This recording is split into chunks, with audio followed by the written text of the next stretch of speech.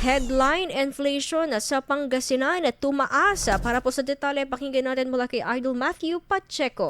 104.7 IFM. Report! Bahagyang tumaas ang antas ng inflasyon sa lalawigan ng Pangasinan mula 3.1% noong Hunyo patungong 3.3% nitong Hulyo. Batay yan sa datos ng Philippine Statistics Authority Pangasinan. Kabilang sa mga pangunahing dahilan ng pagtaas ay ang mga restaurant at serbisyo sa akomodasyon, transportasyon at edukasyon. Ang mga ito ay may pinakamalaking ambag sa kabuang pagbilis ng pagtaas ng presyo ng mga bilihin at serbisyo sa lalawigan.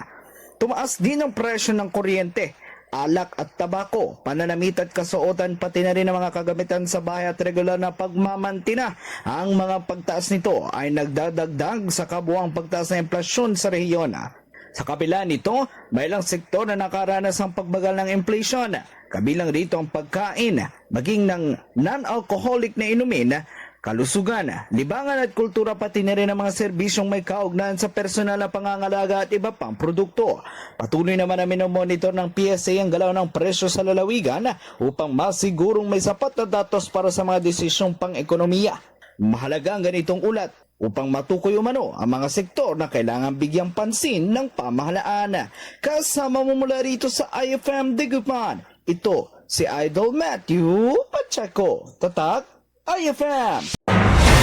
IFM News. IFM News. IFM News.